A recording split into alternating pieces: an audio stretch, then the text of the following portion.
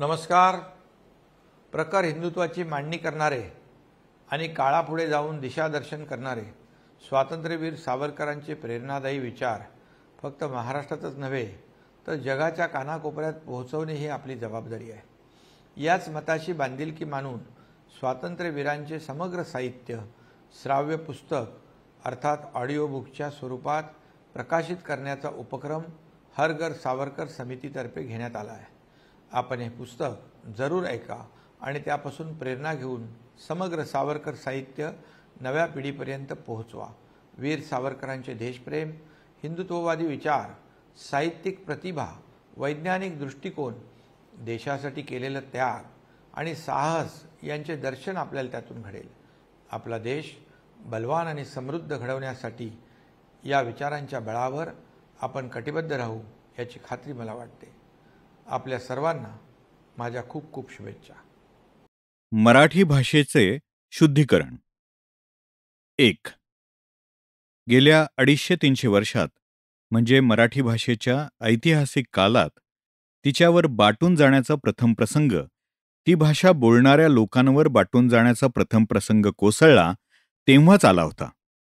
अल्लाउद्दीन खिलजीने दक्षिण देश जिंकल्यानंतर मुसलमानी धर्म हिंदू लोकांस आपले कह्यात आणण्याच्या दीर्घ नि प्रसंगी क्रूर यत्न जेव्हा करीत चालला नि तेव्हा त्याच्या अर्धचंद्राच्या अंधुक उजेडात हिंदू राज्यश्रीस आपला दिवस मावळला हे स्पष्ट दिसून येऊन तिचे मुख म्लान झाले, तेव्हाच मुसलमानी भाषा हिंदू भाषेसही आपले कह्यात आणण्याची प्रयत्न करू लागली. मुसलमानांची अशी भाषाच नाही. 2. मुसलमानांनी हिंदुस्थानात स्वतःची अशी कोणतीही भाषा आणली नाही. मुसलमान हे काही इंग्लिश लोकांसारखे एकाच राष्ट्राचे लोक नसल्याने त्यांची सर्वांची मिळून मुळी एक भाषा अशी नव्हतीच. पठाण, तुर्क, अरब, इराणी इत्यादी ज्या अनेक जातींनी राष्ट्रे वेळोवेळी हिंदुस्थानात स्वाऱ्या करून आली त्यांच्या पुश्तू, इराणी इत्यादी निरनिराळ्या भाषा होत्या. इतकेच नव्हे तर त्या भाषात परस्पर द्वेष वा तिरस्कार मराठीने इंग्रजी भाषांमध्येही वसत आहे त्याहून अधिक वसत होता. असे सांगतात की महम्मद पैगंबराकडे एकदा एक परदेशी मनुष्य आला. महम्मदाने अरबी भाषेत विचारले, तू कोण? त्याने पुश्तू भाषेत उत्तर दिले, मी एक पठाण आहे. आमचा देश इराणच्या पलीकडे आहे. महम्मदास त्या पठाणाचे ते कंठेय नि घोगरे शब्द ऐकून नि ते न समजल्याने थोडीशी चीड येऊन तो म्हणाला, या अल्ला, हीच ती नरकातली भाषा. 3. अरबी, इराणी, पुश्तू इत्यादी भाषा तितके वितुष्ट असताही अरबी ही मुसलमानांच्या धर्मग्रंथांची, कुराणाची भाषा असल्याने नि कुराण केवळ अरबीतच वाचले जावे, अर्थ न कळला तरी ते अरबीत वाचले जावे, इतकेच नव्हे तर त्याचे भाषांतर करणे नि ते वाचणे दोन्ही कुराण वाचनाच्या स्थली विकल्प होऊ शकत नाही, त्या प्रार्थना देवास पोचत नाही असे म्हणणारे नि काही तर कुराणाचे भाषांतर करणे पाप आहे असे प्रतिपादन करणारे मौलवी अजूनही शेकड्यांनी सहस्रांनी जिवंत असल्याने मुसलमानांच्या सर्व भाषांवर अरबीचा पगडा बराच बसलेला होता. अरबस्थानातून मुसलमान जेव्हा इराणात घुसले नि सर्व इराणवर आपल्या धर्माचा फैलाव काही तलवारीने, काही आमिषाने नि काही उपदेशाने करीत त्यांनी इराण मुसलमानमय करून टाकले, तेव्हा इराणातील कमावलेल्या पुरातन नि सुंदर इराणी भाषेने अरबी भाषेवर धार्मिक क्षेत्र सोडून इतर सर्व विषयात आपले सर्व वर्चस्व स्थापित केले. अखिल मुसलमानांची एक भाषा होणे शक्य दिसत नाही. 4. पर्शियन नि अरेबियन या दोन्ही भाषा आजकालच्या मुसलमानी राष्ट्रातील मुख्य भाषा होत. मुसलमानी संस्कृतीचे हे 2 आधारस्तंभ होत. परंतु लॅटिन नि ग्रीक या 2 भाषा जरी युरोपीय संस्कृतीचे मुख्य आधार आहेत तरी युरोपची एक भाषा आहे जसे म्हणता येत नाही, तसेच मुसलमानांची म्हणून एक भाषा आहे नि होती हेही अरबी वा पर्शियन भाषेत त्यांची संस्कृती व्यक्त झालेली आहे म्हणून म्हणता येत नाही. त्यातही पूर्वीची धर्मवेडी भावना संपून आता राष्ट्रीय भावनेचा उदय जसजसा होत जात आहे तसतसा ज्या त्या मुसलमानी राष्ट्रात आपापल्या राष्ट्रीय भाषेचा अभिमान अरबीपेक्षाही अधिक वाटत आहे. तुर्कस्तानने तर तुर्की भाषेवरील अरबी भाषेचे वर्चस्व झुगारण्याची उघड प्रतिज्ञा केली असून शाळेतील अरबी शिकवणे बऱ्याच अंशी बंद केले आहे. अफगाणिस्ताननेही आपले राजकीय लिखित पर्शियन व अरबीत ठेवण्याचे बंद करून पुश्तूत ठेवण्याची सुरुवात केली आहे. अशा रीतीने सर्व मुसलमानांची एक भाषा अशी कधीच नव्हती हे जितके खरे आहे तितकेच हे खरे आहे की ती तशी होऊन सर्व मुसलमान अरबीसच आपली एक भाषा करतील हे शक्य नाही. ही पॅन इस्लामी धर्मवेडी आशा सफळ होण्याचे यापुढे तर मुळीच चिन्ह दिसत नाही. उर्दूची उत्पत्ती. 5. मुसलमानास त्याची अशी कोणतीच एक भाषा नसल्याने त्यांच्या टोळ्या आणि सैन्य जेव्हा हिंदुस्थानात स्थिर होऊ लागले आणि राज्य स्थापू लागले तेव्हा तेथील लोकांच्या भाषांशी त्यांच्या टोळ्यांच्या भिन्न भाषा भेसळ होऊ लागल्या. कोणत्याही राष्ट्रास जित राष्ट्रात राज्य चालविण्यासाठी अवश्य असणारे विचारांचे दळणवळण दोन्ही रीतींनी करता येते. एकतर जित राष्ट्रावर आपली भाषा लादून किंवा आपण त्यांची भाषा शिकून. मुसलमानांसारख्या मुठभर लोकांनी या देशात पिढ्यानपिढ्या स्थिर वसाहती केल्याने त्यांच्यात मुख्य भरणा येथील हिंदू समाजातील धर्मभ्रष्टांचाच असल्याने नि त्यांच्या संस्कृतीत नि भाषेत हिंदू संस्कृतीवर वा भाषेवर पूर्ण वर्चस्व स्थापणे इतके बल वा श्रेष्ठत्व मुळातच नसल्याने त्यास हिंदू लोकांचीच भाषा शिकून येथे राज्य करावे लागले. परंतु आज इंग्लिश लोकांच्या घरी चाकरी करणाऱ्या बबरजीची भाषेच्या विषयी जी स्थिती होते तशीच स्थिती मुसलमानांनी शिकलेल्या हिंदूंच्या भाषेची झाली. बबरजी लोकांशी बोलताना साहेब हिंदीतच बोलतात, पण नामे विशेषणे तेवढी इंग्रजी दडपून देतात. तसेच मुसलमानांनी हिंदू नोकरांशी बोलताना हिंदी भाषेत आपल्या अरबी, पार्शियन नि तुर्की भाषेतील नामे आणि विशेषणे घुसडून दिली. त्या योगाने जशी इंग्रजीपासून बबरजी इंग्लिश उत्पन्न झाली, उर्दू या शब्दावरूनच त्या भाषेच्या खेचरी प्रकृतीचा बोध होतो. मुसलमान लोक प्रथम मुसलमानी सैनिक संघ हिंदुस्थानात घुसल्याने त्यांच्या सैन्य शिबिरात हजारो हिंदू नोकर चाकर, दासदासी यांच्या संघटनाने हिंदी भाषेचा प्रचार होऊन आणि त्यातच बोलता बोलता अरबी आणि पर्शियन प्रयोगांची, नामांची वा विशेषणांची भर पडून विकृत हिंदी अस्तित्वात आली. ती छावणीतील हिंदी म्हणजेच उर्दू हे नाव पावली. कारण उर्दू या शब्दाचा तुर्की अर्थ लष्कर सेना असा आहे. इंग्लिशमध्ये होड हा शब्दही त्यांचेच रूपांतर होऊन घुसला आहे. मुसलमान लोक प्रथमतः पंजाबच्या वा सिंधच्या बाजूस घुसून दिल्लीपाशी स्थिरावल्याने त्यांना तिकडे अत्यंत साधारण असलेली हिंदी भाषा अर्थात हिंदीच्या त्या काळच्या पूर्वस्वरूपातच शिकावी लागली. म्हणून आजकाल मुसलमान हिंदुस्थानात जी भाषा बोलतात ती वास्तविक हिंदीच आहे. काशीपासून वर मोठमोठ्या ब्राह्मण पंडितांच्या घरीही बायकापोरांपर्यंत हिंदू लोकांची हिंदीच मातृभाषा असल्याने त्यांना हे सांगावं लागत नाही की मुसलमान जी भाषा बोलतात ती हिंदीच, हिंदी लोकांचीच होय. परंतु आपल्या दक्षिणेकडे हिंदू लोक मराठीनी कानडी आदी भाषा बोलत असल्याने एकदा मुसलमान केव्हा केव्हा हिंदू बोलू लागला तर आपल्यातील शेकडो लोकांना वाटते की हीच मुसलमानी भाषा होय. पण ही फार मोठी चूक आहे. इधर आओ उधर जाओ ही मुसलमानी भाषा नसून हिंदूंची हिंदी भाषा होय. उर्दू म्हणजे विकृत आणि म्लेच्छिंकृत हिंदी. 6. खरे पाहता उर्दू ही देखील भाषा नसून हिंदी भाषेचे ते एक विकृत रूप आहे. उर्दूचे सर्व विभक्ती प्रत्यय, बहुतेक नामे, विशेषणे, सर्व धातुसाधिते, लिंगविचार, म्हणी, वाक्यरचना, सर्व व्याकरण अगदी हिंदी आहे.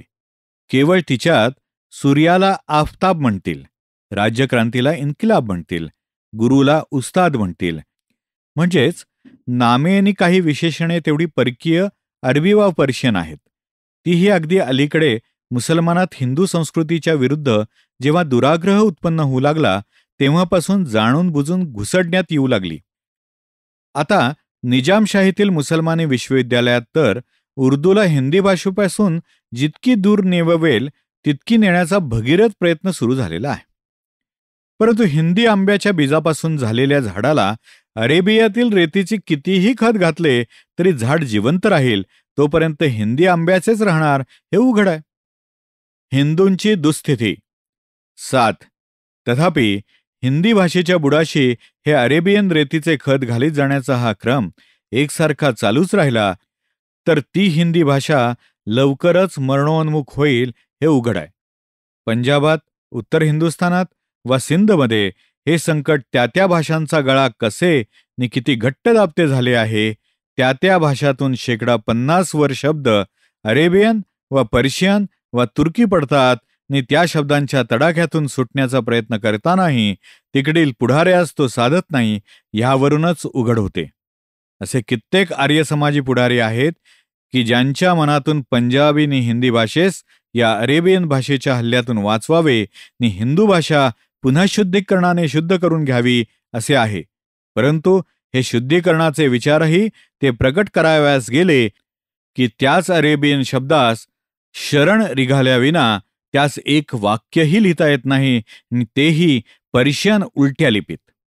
तिकडे हिंदू लिपी तर ठार मारली गेली. सिंधमध्ये रामायणसार धार्मिक लोक वाचतात नि गीतेची सिंधी टीका पठण करतात, पण ती पर्शियन अलोफ बे तेच्या लिपीत. नागरी नि अन्य हिंदू लिपी सुशिक्षितांच्या सहस्त्रात एखाद्यालाच ओळखता येईल, लिहिता तर एखाद्यालाही येणार नाही.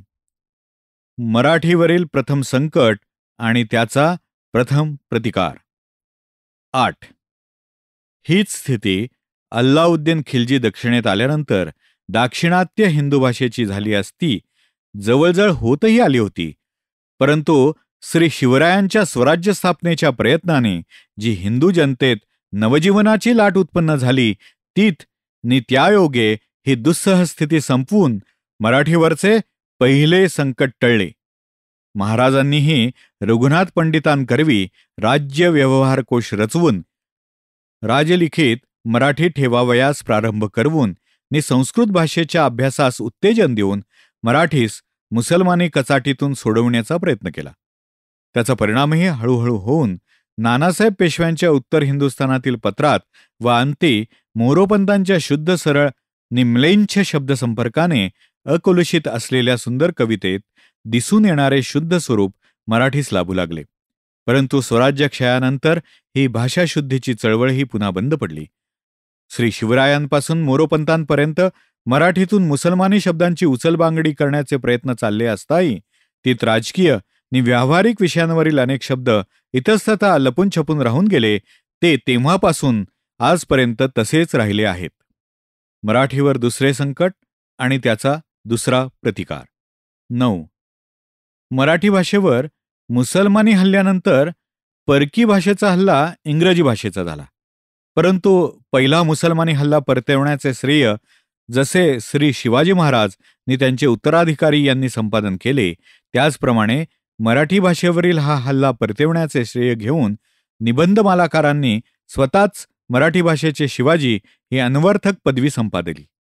शास्त्री बोवांनी जागृत केलेल्या स्वराष्ट्राभिमानाचे पाणी महाराष्ट्रीय लेखणीस लागताच प्रत्येक वाक्यात इंग्रजी शब्द घुसळून देण्यातच ज्ञानाची नि सुधारणेची परमावधी मानणाऱ्या छचोर लोकांच्या विटाळापासून ती बरीच अलिप्त राहिली नि ती परंपरा पुढे चालत आज उभ्या हिंदुस्थानभर व्यावहारिक तर काय, परंतु शास्त्रीय परिभाषेतील शब्दही शक्यतो इंग्रजी न आणता स्वभाषेतीलच असले पाहिजेत असा पक्का निर्धार नि त्याप्रमाणे थोडी बहुत कृतीही हळूहळू होऊ लागली आहे.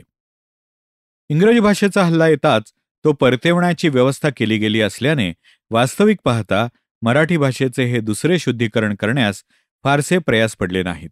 परंतु मुसलमानी शब्दांचे वर्चस्व मराठीवर इतके भयंकर आणि इतके दीर्घकाळापर्यंत टिकले की त्यांची हकालपट्टी करण्याचे प्रयत्न पूर्वी झालेले असताही मध्ये ते अगदी शिथिल होऊन पडल्याने आज पुन्हा तेच करणे अपरिहार्य होऊन बसलेले आहे. आज मराठी भाषेच्या शुद्धीकरणाची खटपट आम्ही करावी म्हणून म्हणतो ते शुद्धीकरण विशेषतः या मुसलमानी शब्दांपासून होय. हे मुसलमानी शब्द आपल्या घरादारात चोरांसारखे शिरून धन्यासारखे शिरजोर होऊन बसलेले आहेत. परकीय शब्दांची स्वकीय शब्दांवर होत असलेली कुरघोडी. 10. उदाहरणार्थ मालक हा शब्द घ्या. घराचा मालक, दाराचा मालक अशा रीतीने बायको पोरांपर्यंत मालक हा शब्द तोंडी खिळलेला आहे. इतकेच नव्हे तर तो परकी आहे नि तो टाळावा अशी इच्छा असून सुद्धा तो पटकन तोंडातून निघून जातो. आम्ही कित्येक लोक असे पाहिले आहेत की ज्यांस मालक हा शब्द जर वापरायचा नाही तर तदर्थक दुसरा स्वकीय शब्द कोणता घालावा हेच समजत नाही. इतका शिरजोरपणा त्या शब्दाचा आपल्यावर चालत आहे. गुजरातेत नि उत्तर हिंदुस्थानात तर विचारावयास नको. तिकडे देवाला देखील मालिक म्हणतात नि प्रभुदेव ईश्वर हे शब्द वापरण्याची प्रतिज्ञा आम्हा समक्ष केली असताही त्यातील शेकडो लोक पुन्हा हे मालिक, मालिक करेगा तो सच इत्यादी प्रयोग झटकन करून जाताना आम्ही पाहिले आहेत. आपण हे भगवान हे जितके सहज म्हणतो तितकेच तिकडचा वेदशास्त्र संपन्न ब्राह्मण त्या अर्थी पटकन हे मालिक म्हणून बसतो. मालिक म्हणजे धनी, स्वामी, प्रभू या अर्थी असे सोपे, आटोपसर नि सुंदर स्वकीय शब्द असून मग या परकीय शब्दांची इतकी शिरजोरी आम्ही काय म्हणून चालू द्यावी?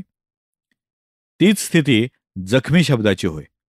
अमुक लोक जखमी झाले या वाक्यात जखमी शब्द काढावयाचा म्हटला तर त्याला प्रतिशब्द पटकन सुचत नाही. जखमी म्हणजे घायाळ, विक्षत, जखम म्हणजे घाव, क्षत, व्रण हे सांगितल्यावरही तो शब्द तोंडातूनच नव्हे तर लेखणीतूनही जात नाही. रामायणासारख्या धर्मग्रंथांच्या भाषांतरातूनही श्रीरामचंद्रांच्या धनुष्यापासून सुटलेल्या अमोघ शराने त्या दैत्येंद्राला जबरदस्त जखम झाली असली धेडगुजरी वाक्ये सर्रास येत असतात. इतकी या जखमेची जखम मराठीच्या मासात खोल गेलेली आहे. तिसरे उदाहरण हवा या शब्दाचे. या हवेने मराठीचे सर्व वातावरण नव्हे पण पाणी देखील. कारण कुठलेही पाणी कसे आहे असा प्रश्न निघाला की हवा हात धुवून त्याचे पाठीस लागलीच म्हणून समजावे. काशी क्षेत्राचे हवा पाणी कसे आहे म्हणून धर्ममार्तंडही विचारताना ऐकू येतात नि हवा पालट करण्यासाठी व हवा खाण्यासाठी अशी वाक्ये धर्माचार्यांच्या मठीतूनच नव्हे तर मुखातूनही बिळे करून बसलेली दिसतात. या हवा पाण्याचा परिणाम आपल्या मराठीच्या आरोग्यावर इतका वाईट झाला आहे की हवा या शब्दाचे स्थळी वायू हा शब्द घालताच तिचे पाणी उतरून जाते. हवा खाण्यास ती गेली असता तिचा श्वासोच्छवास ठीक चालतो, पण वायू खाण्यास चल असं म्हटलं की श्वासोच्छवासाची क्रिया आश्चर्याने स्तंभित होऊन जाते. काव्यात नड, 11 असे शेकडो मुसलमानी शब्द आजपर्यंत आपल्या मराठी भाषेत इतके प्रबळ होऊन बसले आहेत की त्याच अर्थाचे जे आपले पूर्वीचे शब्द होते त्यांचा त्यांनी मागमूस देखील उरू दिला नाही. बरे, हे जे नवीन पण परकीय शब्द भाषेत रूढ होऊन बसले ते बहुधा आपल्या भाषेच्या प्रौढपणास नि स्वभावास इतके अपरिचित नि अयोग्य आहेत की व्यवहारातून साहित्यात पाय ठेवताच त्यांची विक्षिप्तता उघडकीस येते. ज्यांनी ज्यांनी प्रचलित विषयांवर कविता करण्याचा प्रयत्न केला असेल त्यास ही अडचण कशी नडते हे ठाऊक असेल. कवितेत हवा शब्द कितीही रंधून घेतला तरी काही केल्या बसत नाही. रजा घेतली हा विचार प्रदर्शित करू लागावे तर रजेचा मूळ शब्द लुप्त झालेला नि आगंतुक पण धनी होऊन बसलेला रजा शब्द काही केल्या कवितेच्या कोमल प्रकृतीस न मानणारा असल्याने चूप बसून त्या विचाराचीच रजा घ्यावी लागते.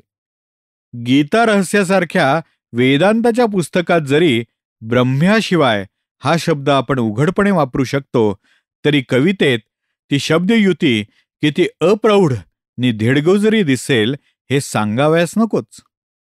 आम्हाला असा अनुभव आहे की अनेक वेळा व्यवहारात यादी, हजर इत्यादी मुसलमानी शब्द ज्या अर्थी रूढ झालेले आहेत तो अर्थ कवितेत व्यक्त करणे अगदी कठीण होऊन बसते. मुसलमानी व्यवहृत शब्द कवितेस मानवत नाही, तदर्थक स्वकीय संस्कृत शब्द घातला तरी मल्लीनाथी विना वाचकास समजत नाही. आजचे कर्तव्य आणि त्याकडे होणारे लोकांचे दुर्लक्ष. 12 अशा स्थितीत हे पंगुपण घालविण्यास मराठी भाषेच्या शुद्धीकरणाचे श्री शिवाजी महाराजांनी आरंभिलेले, मोरोपंतांदिकांनी समर्थिलेले, मालाकरांनी पुनरुज्जीविलेले तेच हे कार्य पुढे चालवून स्वभाषेतील राहिली सायलेली घाण धुवून काढण्यासाठी झटणे हे प्रत्येक स्वभाषेवर प्रेम करणाऱ्या पुरुषाचे कर्तव्य आहे. ठीक आहे.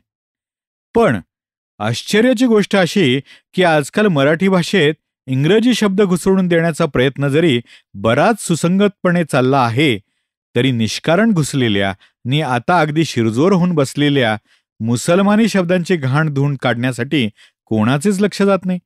इतकेच नव्हे तर त्या शब्दात जणू काही अद्भुत मंत्रशक्ती भरलेली आहे असे समजून त्यांचा उपयोग करण्यात कित्येक भूषण मानू लागले आहेत.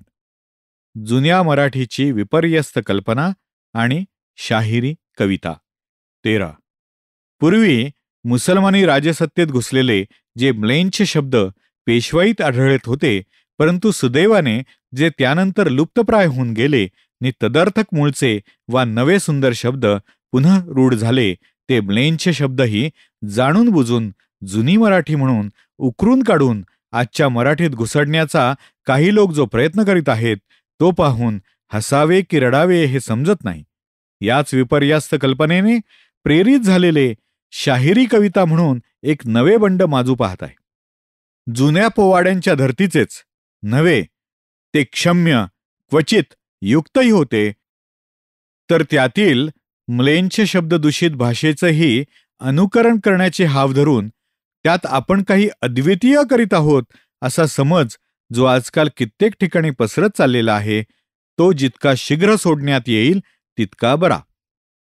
शाहिरी कवितेत जी एक प्रकारची ऐट नि जिवंतपणा दिसून येतो, तो तेथील म्लेंछ शब्दांचे प्रयोगाने आलेला नाही, तो त्यावेळच्या राजकीय आयुष्याच्या जिवंतपणाने आलेला आहे.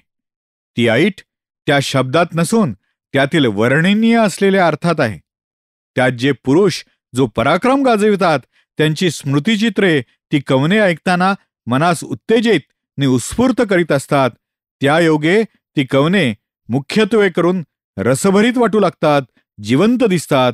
त्यातील म्लेंछ शब्दांनी ती तशी दिसत नाहीत. उलट ते म्लेंछ शब्द त्यातील स्वातंत्र्य रसाचा आणि वीररसाचा केव्हा केव्हा तर थोडासा भंगच करीतात.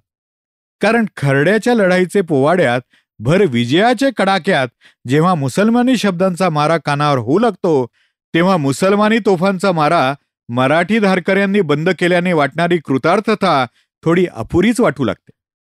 तरीही त्या जिवंत काळास ते सर्व शोभत होते. पण आता ते जिवंत राजकारण मेल्याने तो वीररस केवळ त्या शब्दांच्या जोरावर पूर्णपणाने आणू पाहणे हे वेडेपणाचे होईल. जेव्हा जनकोजी चढत्या तरवारीसह रणात चालून गेले, तेव्हा त्यांच्या अंगावरील आघात प्रत्याघातांनी रक्तबंबाळ आणि खड्गशीर्ण झालेली वस्त्रेही शोभा पावत होती. पण म्हणून जर एखाद्या मेणाच्या पुतळ्यावर ती वा तशीच आपण चढवीत बसू, तर तो जनकोजी न होता केवळ त्याचा निर्जीव पुतळाच काय तो होईल. तरीही जुन्या मराठीचा शक्य तितका सुटसुटीतपणा, सकसपणा नि सडेतोडपणा आपण अनुकरण्याचा प्रयत्न करूच करू. पण तो जुन्या मराठीचा, मुसलमानी मराठीचा नव्हे. जुन्या शाहिरी कवितेत असलेले मुसलमानी शब्द शक्य तितके निवडून काढून टाकण्याचे स्थली ते त्या कवितेचे लांछन जरी तिच्या तेजात लुप्त होऊन जाते, तरी पुसून टाकण्याचे स्थली जणू काय ते शब्दच तिचे भूषण, मर्म नव्हे जीवित आहे समजून त्याचे अनुकरण करणे नि मेलेल्या शब्दास पुन्हा जिवंत करणे हे मराठी भाषेवर गेलेले संकट फिरून आणल्यासारखे होणार आहे. शाहिरी हा शब्दही त्याज्यच आहे. शाहीर म्हणजे कवी, तेव्हा शाहिरी कविता याचा अर्थ कवींची कविता. शाहिरी म्हणून ज्या विशिष्ट संप्रदायाचा बोध करण्यात येतो, तोच बोध भाट वा गोंधळी या शब्दात पूर्णपणे व्यक्त होतो. जर तो अर्थ कोणास व्यक्त होत नाहीसा वाटला, तर तो केवळ सवयीचा परिणाम आहे. 2-4 वर्षात या जुन्या शब्दांनी तोच बोध प्रत्येकास होऊ लागेल. हा प्रश्न एखाद दुसऱ्या शब्दाचा नाही, तर प्रवृत्तीचा आहे. 14. हा प्रश्न ज्या प्रवृत्तीने शेकडो म्लेंछ शब्द मराठीत शिरजोर होऊन राहिले आहेत नि शाहिरी कवितेच्या मूढ अनुकरणाचे भरात मेलेले जिवंत होऊ पाहत आहेत, त्या चुकलेल्या प्रवृत्तीचा होय. ही प्रवृत्ती जोवर अजून नवीनच आहे, तोच तिच्या दुष्परिणामापासून मराठीचे संरक्षण करण्यासाठी ही जुनी शुद्धीकरणाची चळवळ सुरू करणे पुनःप्राप्त आहे. मुसलमानांची घातक महत्वाकांक्षा. 15. आणखी एका कारणाकरता मराठीच्या शुद्धीची चळवळ आज अगदी अवश्य होऊन बसली आहे. मागे आम्ही सांगितलेच आहे की ज्या भाषेस दक्षिणेत आपण मुसलमानी भाषा म्हणून म्हणतो, ती मुसलमानीपासून हिंदी म्हणजे या हिंदुस्थानातच निपजलेली, वाढलेली आणि मुसलमानांनी हिंदूंपासून शिकलेली एक हिंदू भाषा होय.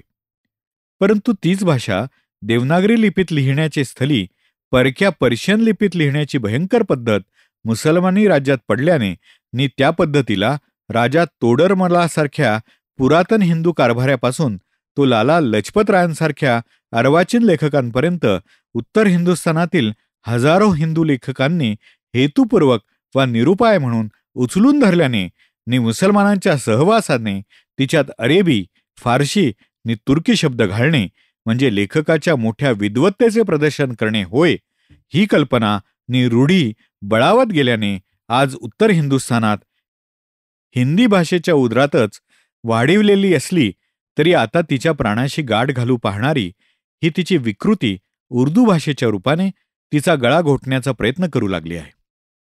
हिंदुस्थानातील सर्व मुसलमान लोकांची एक भाषा आणि एक लिपी असावी अशी इच्छा मुसलमान समाजास असणे साहजिक आहे. सर्व हिंदुस्थानी राष्ट्रास एक भाषा आणि एक लिपी असावी म्हणून ज्या आम्ही आमच्या स्वतःच्या महाराष्ट्र भाषेचा आम्हास वाटत असलेल्या यथार्थ अभिमानही सोडून देऊन हिंदी भाषेस राष्ट्रीय भाषा करण्याचा आज 20 वर्षे अहोरात्र प्रयत्न केलेला आहे, त्या आम्हास सर्व मुसलमानांची एक भाषा झाल्यास आनंदच वाटणार आहे. परंतु ती भाषा स्वदेशी मात्र पाहिजे. परंतु मुसलमानांच्या आकांक्षा राजकारणात आजकाल जशा राष्ट्रविरोधी स्वरूपे धारण करू लागल्या आहेत, तशाच भाषेच्या विषयातही परधार्जिण्या होत आहेत. आणि पाणीपीत आले त्या देशाच्या भाषेपेक्षा अरेबियन, पर्शियन, तुर्की यांच्यासारख्या परदेशी भाषेस हिंदुस्थानात आणून हिंदी भाषेसच अरेबियन भाषा करून टाकण्याचा आटोकाट प्रयत्न त्यांनी ठिकठिकाणी सुरू केला आहे. लाजिरवाणी गोष्ट, हिंदू लेखकही उर्दूसच परिपुष्ट करीत आहेत. 16. अलीगड कॉलेज आणि निजामी युनिव्हर्सिटी यांनी तर उर्दू भाषेस हिंदी भाषेपासून शक्य तितके दूर हिसडून अरेबियनांचे आणि पर्शियनांचे घरात बांधून टाकण्याचा विडाच उचलला आहे. पंजाब, सिंध, अयोध्या आणि अलाहाबाद या प्रांतात शेकडो मुसलमान लेखक आणि अत्यंत लाजिरवाणी गोष्ट की हजारो मोठमोठे हिंदू भाषाभिमानी आणि वस्तुतः सवयींच्या कैचीत सापडलेले हिंदू लेखक उर्दूमधले एकूण एक संस्कृतोत्पन्न शब्द घुसडून देत आहेत. खंबा म्हणजे खांब हा शब्द मुसलमानी बायका पोरांपर्यंत रूढ आहे, पण जाणून बुजून ते मस्तूल म्हणून म्हणतील. रक्षकच्या स्थली मुहाफिज म्हणतील. निर्धन वा कंगाल या अर्थी मुफलिस म्हणतील. या साध्या स्वदेशी शब्दास परदेशी अगडबंब शब्द योजण्याची ही राष्ट्रघातक प्रवृत्ती इतकी परमावाधीस पोचत आहे की त्यायोगे आजकालच्या मुसलमानी मासिकातील आणि पुस्तकातील भाषा मुसलमानांची मुसलमानांचाच कळेनाशी झाली आहे. परंतु हिंदू भाषा द्वेषी लेखकांप्रमाणे हिंदू भाषे विद्वेषी वाचक वर्गही उत्पन्न व्हावा म्हणून अलीगड आणि निजामी युनिव्हर्सिटी त्यातील हजारो विद्यार्थ्यांस प्रतिवर्षी हेच बाळकडू पाजित आहे. इतकेच नव्हे तर प्रत्येक शास्त्राचे शिक्षण उर्दूमध्येच द्यावयाचे ठरवून त्यात आवश्यक पडणाऱ्या हजारो पारिभाषिक शब्दात अरेबियन शब्द शोधून काढण्यासाठी मोठमोठ्या मंडळ्या नेमून लाखो रुपये खर्च करीत आहे. हे अरेबियन आदी परदेशी शब्द हिंदी मुसलमानात लाखातून एकाच देखील कळत नाहीत. बंगाली, मराठी मुसलमानास तर अरेबी शब्द संस्कृत पारिभाषिक शब्दाहून अधिक अपरिचित भासतात. तरीही नवीन पारिभाषिक शब्द संस्कृतोत्पन्न न घेता उर्दूस हिंदी भाषेचा आणि हिंदी स्वरूपाचा गंध शक्य तितका उरू द्यावयाचा नाही, तिला बाटवून अरेबीच करावयाचे या राष्ट्रघातकी हट्टाने मुसलमानांचे उत्तरेतील पुढारी पारिभाषिक शब्द बनविण्यास अरेबी संस्कृत भाषेहून कमी क्षम असताही तिथूनच घेतात. उर्दूसच राष्ट्रीय भाषा आणि पर्शियन लिपीसच राष्ट्रीय लिपी करा म्हणणारा मुसलमानांचा दुराभिमान. 17. जर ते अरेबियन पारिभाषिक शब्द शिकवण्याचे स्थली संस्कृतोत्पन्न शब्द शिकवतील तर बंगालपासून रामेश्वरापर्यंत स्वदेशी भाषा बोलणाऱ्या मुसलमानांस ते अरेबी परिभाषेपेक्षा अधिक सुलभ होऊन सर्व हिंदुस्थानची राष्ट्रीय भाषा एक करण्याच्या प्रयत्नास फार महत्वाचे सहाय्य करू शकतील. पण हिंदुस्थानची कोणतीही संस्कृतोत्पन्न वा स्वदेशी भाषा हिंदुस्थानची राष्ट्रभाषा होऊ नये म्हणूनच तर हे उत्तरेचे मुसलमानी धर्मवेडे उर्दूचे घोडे अरेबियाकडे इतक्या जोराने दामटत आलेले आहेत. आणि आता तर हिंदीस राष्ट्रभाषा करू नका, उर्दूसच करा असे साहसाचे बोलणे ते उघड बोलू लागले आहेत.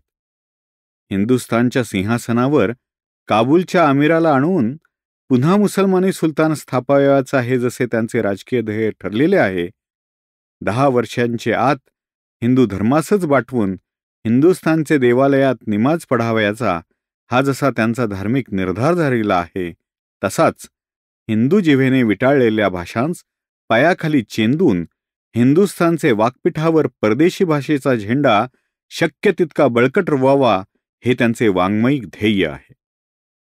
या ध्येयाच्या कचाट्यात हिंदूंच्या काही भाषा तर जवळजवळ चेंदामेंदा होऊन गेल्या आहेत. वर सांगितलेच आहे की सिंधमध्ये हिंदू लिपी तर ठार मारली जाऊन स्वतः हिंदूंनाच मुसलमानी लिपीविना काही एक लिहिता येत नाही. वाङ्मयात तर विचारू नका. गुरु शिष्य अशा अगदी साध्या शब्दांसही मोठ्या प्रेमाने सिंधी लेखात अरेबी शब्द घातले जातात. मोठमोठे MA नि BA सिंधी विद्वान, पण त्यांना प्रकाश, मिश्रण, व्याख्या, गंभीर, अभ्युदय इत्यादी आपल्याकडे बायका पोरांपर्यंत रूढ असलेले संस्कृत शब्द आम्हा शिकवावे लागतात. पंजाबमध्येही इतकी वाईट नसली तरी हिंदू साहित्याची जवळजवळ हीच स्थिती आहे. अरेबियन उर्दू विना कोणास लिहिता येत नाही, बोलता येत नाही. वर्तमानपत्र म्हणजे काय हे थोड्यासच कळेल, पण अखबार बायकापोरांपर्यंत ठाऊक. हीच स्थिती आग्रा अयोध्येकडे झालेली होती. मोठमोठे हिंदू लेखक पण अरेबियन पर्शियन चिखलात त्यांच्या लेखण्या रुतून बसलेल्या. शुद्ध हिंदी भाषेचे पुनरुज्जीवन. 18. अशा स्थितीत मुसलमानी उर्दूच्या या अरेरावीस रोधून तिच्या कचाटीतून हिंदू भाषेस मुक्त करण्याचे महत्कार्य झाले, याहून उशिरा सुरू होते तर, वा अजूनही चालले आहे, याहून अत्याधिक वेगाने नि नीटाने चालविले गेले नाही तर उत्तरेकडे तरी हिंदुस्थानाला मुसलमानी उर्दू विना दुसरी राष्ट्रभाषा लाभू देण्याची शक्यताच ठेवावयाची नाही, ही मुसलमानी दुराकांक्षा फळलीही असते. पण सुदैवाने हिंदी भाषेचे पुनरुज्जीवन करण्याचे प्रयत्न एकाएकी सर्व दिशांनी असे नेटाने सुरू झाले आहेत की यावेळेस हिंदू लेखात एखाद दुसराही अरेबियन इत्यादी विदेशी शब्द येऊ न देण्याचे कामात बरीच अहमहमिका चाललेली आहे. अशा अविश्रांत परिश्रमाने आजची हिंदी पुष्कळशी शुद्ध नि परदेशी शब्दांच्या कचाट्यातून निर्मुक्त झालेली दिसत असल्याने तिच्या त्या निर्मल रूपास पाहून मराठीसही आपल्या अंगावर उडालेल्या शिंतोड्यास आपण अजूनही धुतले नाही याची लाज वाटू लागावी हे साहजिकच आहे. बंगालची हीच गोष्ट आहे. अगदी घरादारात घुसलेल्या मुसलमानी शब्दांसही निवडून बाहेर फेकण्यात येत आहे. मुसलमानी हवा जरी आमच्या श्वासात अजून खिळून राहिली आहे तरी हिंदीतून तिचे स्थली वायू हा शब्द रुळून गेला आहे. या ठिकाणचे जलवायू कसे आहे, या ठिकाणी वायू फार कोंदट आहे, चला वायू घ्यावयास चला, हे प्रयोग आमच्या मुसलमानी हवेने दूषित झालेल्या इंद्रियांस जरी कसेसेच वाटले तरी ते हिंदीनी बंगाली लिखित भाषेत तरी अगदी रूढ होऊन गेलेले आहेत. हवेप्रमाणे हजारो बाट्या शब्दांची उचलबांगडी होऊन आज बंगाली नि हिंदी गद्य इतके प्रौढ, शुद्ध नि सबळ झालेले आहे की मुसलमानी उर्दूचे वर्चस्व त्यावर पुन्हा पडणे हे अधिकाधिक अशक्य होत चालले आहे. उर्दू शब्दांच्या प्राणघातक मुसलमानी स्पर्शापासून स्वभाषेस मुक्त नि शुद्ध करून घेण्याच्या चळवळीची हीच लाट वर पंजाबमध्येही शिरत आहे. एका बाजूला आर्य समाजाची स्वदेश भाषेच्या उन्नत्यार्थ झालेली अविश्रांत कटपट नि दुसरीकडे शिखांच्या जागृतीने त्यांच्या शुद्ध गुरुमुखी पंजाबीच्या शुद्धीकरणाचे प्रयत्न, या दोनही चळवळींनी पंजाबातही अरेबियन आदी परभाषेच्या लचक्यांनी जीर्ण झालेल्या पंजाबीय हिंदू वाङ्मयाचे हृदयाचे घाव पुन्हा संस्कृत वाणीच्या जीवनस्पर्शाने भरून येत आहेत. अशा रीतीने उत्तरेतील मुसलमानांच्या अतिरेकी महत्वाकांक्षेची तितकीच प्रबळ प्रतिक्रिया उत्पन्न होऊन हिमालयापासून गंगा संगमापर्यंत पंजाबी, हिंदी इत्यादी बाटलेल्या भाषांच्या शुद्धीकरणाचे कार्य तिकडच्या बाटलेल्या मलकाना राजपुतांच्या शुद्धीकरणा इतकेच जोमाने चाललेले आहे. सिंधमध्येही या आंदोलनाच्या दुदुंबीवर टिपरू पडले आहे. महाराष्ट्राने मागे राहता कामा नये. 19. अशा वेळच्या त्यांच्या त्या स्वाभिमानपुरित प्रयत्नात महाराष्ट्रीयांनी सहाय्य देणे हे महाराष्ट्राचे कर्तव्य आहे. त्याने त्यांच्या वाङ्मयातून हुसकून दिलेल्या परदेशी शब्दोच्चारास आपण आपल्या मराठीच्या घरात शिरून दबा धरून बसण्यास संधी देता कामा नये. त्यांच्या भाषा जेव्हा म्लेच्छ भाषेच्या दास्याच्या बेड्या भूषणभूत नुपूर समजून पायात वागवीत होत्या, तेव्हा त्या मराठीने शिवरायांदिकांच्या स्फूर्तीने त्या बेड्या आपल्या पायातून तोडून काढून टाकण्यासाठी त्यावर शुद्धीकरणाच्या घणाचे घाव घातले. तीच मराठी आता तिकडील सर्व हिंदू भाषा संस्कृततेच्या गंगेत न्हाऊन परदेशी भाषेचा कलंक धुवून सुस्नात होऊन निष्कलंक वाङ्मयाच्या घाटावर चढत असता, तीच मराठी तिच्या अंगावर पुन्हा उडालेला नि साचत आलेला परदेशी शब्दांचा चिखल न धुता अशी पारोशी नि गदळवाणीच राहून त्यात मिसळू पाहिल, तर ते तिचा यथार्थ उपहास का करणार नाहीत? एतदर्थ उत्तरीय प्रगतिशील अशा बंगाली नि हिंदी भाषांशी उत्तम तत्वात, शुद्ध तत्वात नि संस्कृत तत्वात जर मराठीस हार जावयाचे नसेल, तर तिला त्यांच्याप्रमाणेच आपल्या वाङ्मयात घुसलेले नि ज्यास निवडून नष्ट करण्यासाठी मागे शिवाजीपासून मोरोपंतांपर्यंत आपले सर्व स्वाभिमानी पूर्वज प्रयत्न करीत आले, ते मुसलमानी परदेशी शब्द शक्य तितके आपल्या लेखणीस वा वाचेस न विटाळतील अशी सावधता, खबरदारी नव्हे, ठेवली पाहिजे, असा पण केला पाहिजे. शिवाजी महाराजादिकांच्या राज्यव्यवहार कोशादी आघातातूनही जीव बचावून आपल्या वाङ्मयात धुमाकूळ घालीत असणाऱ्या शेकडो मुसलमानी परदेशी शब्दास आपण वापरण्याचे सर्वस्वी सोडून दिले पाहिजे. म्हणजे आपल्या मराठीचे गद्य नि पद्य उत्तर हिंदुस्थानातील हिंदी नि बंगालीमध्ये आजकाल प्रौढ दशेत पोचत चाललेल्या आपल्या इतर बंधूंच्या गद्याशी समकक्ष नि समरूप होऊन नि संस्कृतोद्भव अशा अनेक हिंदू भाषा एकजीव होऊन त्यांची पुढे मागे एकच हिंदू भाषा करण्याच्या ध्येयाकडे एक पाऊल पुढे टाकल्यासारखे होणार आहे.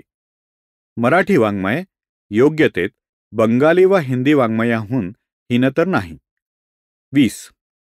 येथे इतके स्पष्टपणे सांगणे आवश्यक आहे की प्रस्तुतचा निबंध केवळ शुद्धीकरणाचाच असल्याने मराठी भाषेचे इतर उत्तरीय भाषांशी तुलना केवळ उर्दू शब्दांच्या भेसळीपुरतीच नि त्या अर्थीच केलेली आहे.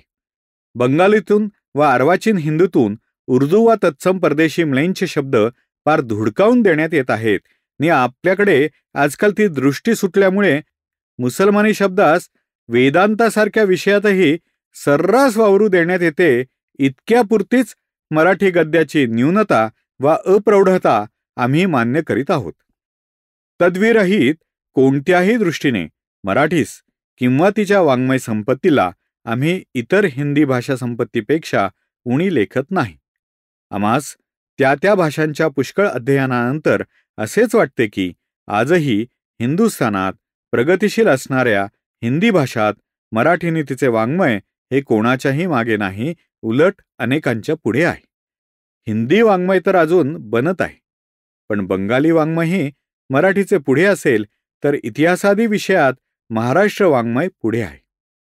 तो विषय प्रस्तुत नसल्याने उर्दू शब्द वापरण्यात जो मराठीचा गहाळपणा होत आहे तो घालवण्यासाठी त्या गोष्टीत इतर वाङ्मयांचे प्रयत्न ग्राह्य आहेत. हे सिद्ध करण्यापुरतेच त्यांचे प्रौढत्व सूचक शब्द योजिल्याने त्या शब्दांचा विपर्यास होऊन मराठीपेक्षा ती वाङ्मये सर्वतोपरींनी श्रेष्ठ आहेत असा अर्थ त्यातून काढण्याचा कोणीही प्रयत्न करील तर तो अन्याय, अतथ्य नि निष्फळ होईल इतकेच सुचवून ठेवणे येथे पुरे आहे. म्हणूनच त्यांच्याप्रमाणेच आपणही शुद्धीकरणाकडे लक्ष पोचविले पाहिजे.